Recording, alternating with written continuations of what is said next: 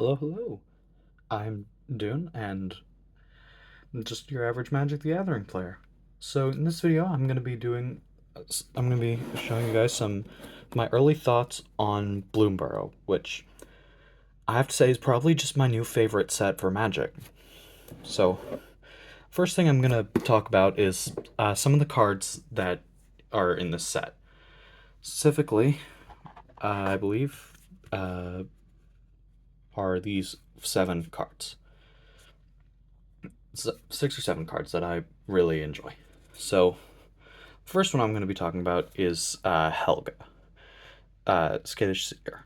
So, I if I am a huge lover of green cards. Been playing them for years. Absolutely love them.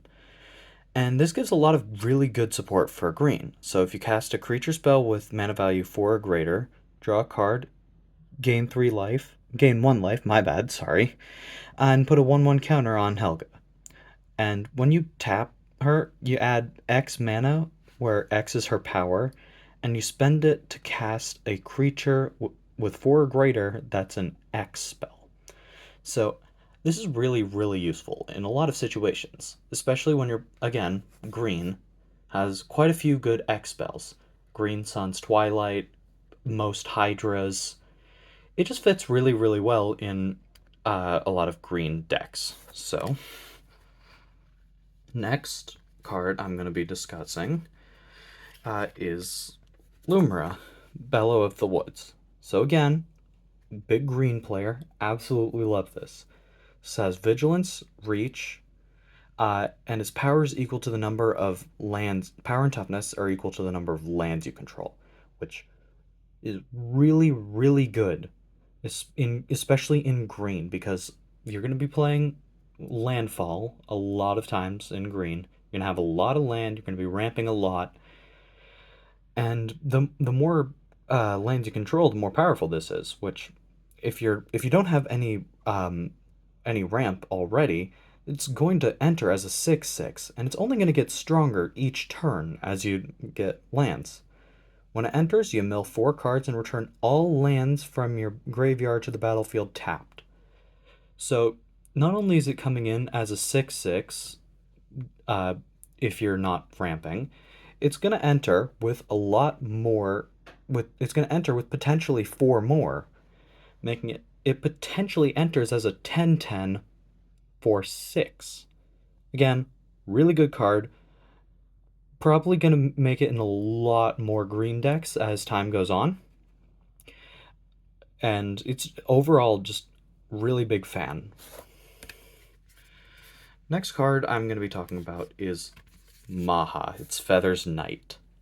Ooh boy. What can I say about this that hasn't already been said?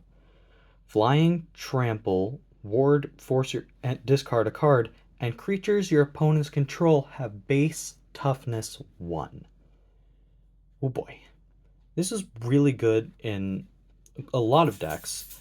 I know one off the top of my head is you put this in a uh, black-white deck, you can use Elish Norn Grand Cenobite, and your opponents no longer control anything. As soon as it enters, it dies. It's just overall really it's a toxic card, and that's kind of what makes it fun. Next card I'm going to be talking about is Season of Loss. So Season of Loss is one of the new season cards. It's a sorcery for 3 colorless and 2 black. You can select up to 5 paws worth of nodes, uh, and you can select more than once. So for 1, each player sacks a creature. For 2, draw a card for each creature you control that died this turn. And then for 3, each opponent loses X life, where X is the number of creature cards in your graveyard. Now this works really well in a lot of different things. I know this works really good in an aristocrats deck. Um, I I run a Shieldred deck that works a lot about killing and reanimating. So this card is just useful because I'm gonna have a lot of creatures in my graveyard, and I can deal X damage to every opponent for each creature I have in my graveyard, which is it's going to be a lot. It's going to be a lot of damage to everyone, and I can select um, and I can have more stuff happen as well with it. So it's just really good. Next card I'm going to talk about is Three Tree City, which, oh boy, this is just a really good land. It You choose a creature type when it enters, and then oh boy, sorry for the stuttering. I have I don't talk really well. Um, you choose a creature type. You can tap it for colorless, but what this land is going to be doing most, you pay 2 and tap it, and you choose a color, and you add mana equal to the number of creatures you control of that type. This is a which is potentially a lot of mana. If you're playing a token deck, this just generates you an insane amount of mana. Especially if you have the oh here I can never pronounce that one. The White God from Lost Caverns of Ixalan that triples every token. If you have that, it you make 3 mana for each token you have, and you're going to be having something like 27 or more. So this is just really good in any Kindred deck. It just works really well in almost anything. The next 2 cards I'm going to be talking about are 2 of the Planeswalkers that got reprinted. The Imagine Critters set it made a lot of really good Planeswalkers and just gave them some better art. Specifically, the 2 Planeswalkers I'm talking about are Jace the Mind Sculptor and Tamio Field Researcher. Everyone knows what Jace does. He was once the most powerful Planeswalker. The -12 to exile your opponent's entire library and then have their hand become the replacement instead. That's just it's it's a little bit evil because you can force your opponents to draw a lot more cards, which works with Tamio, who you can normally find in the group hug precon. If you combine this with it, your opponents are drawing a lot of cards, but if you activate this first and then make your opponents draw a lot more cards, they just die.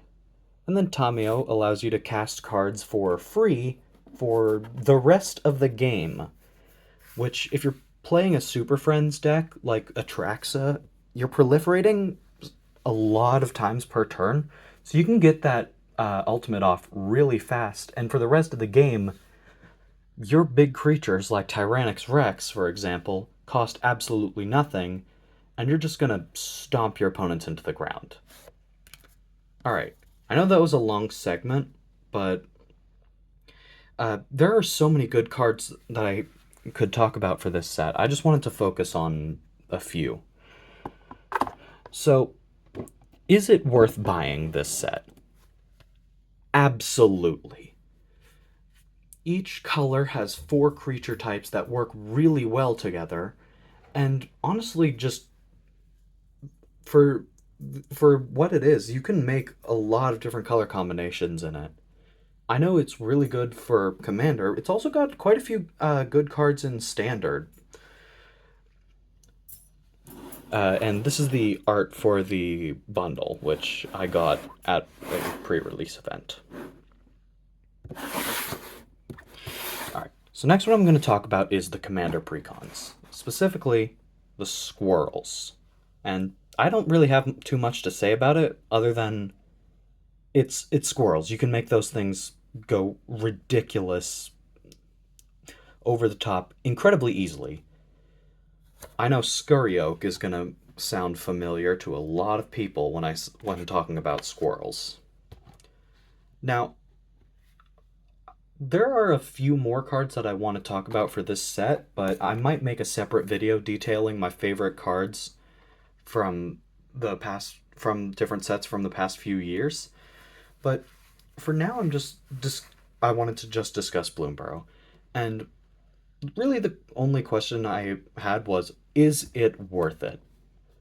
Absolutely. I've been to 2 events for it so far, and both of them were incredible. The 7 cards I showed you were all from a single event.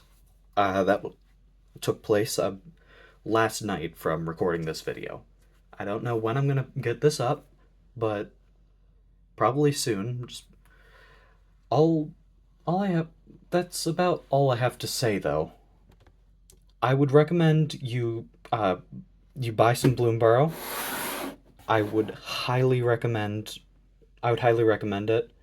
If you can't go to a pre-release event, then just get it when it comes out. This has been Dude. That's all I have to say. Thank you for watching. Like and subscribe, I suppose. Share this video. I just hit 100 subscribers, which has been a dream of mine for a very long time, so thank you so much. Um, Thank you, and I'll see you next time.